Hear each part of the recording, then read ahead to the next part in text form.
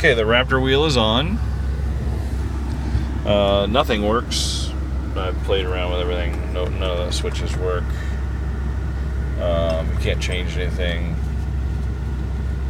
The actual harness plugs in.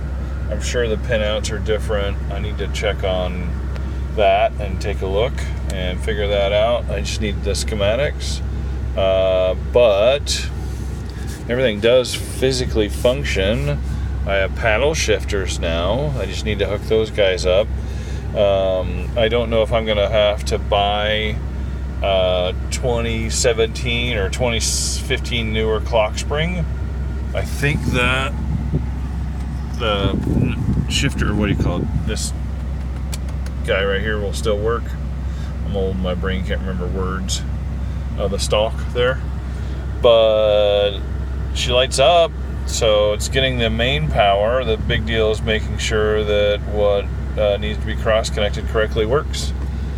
So, progress.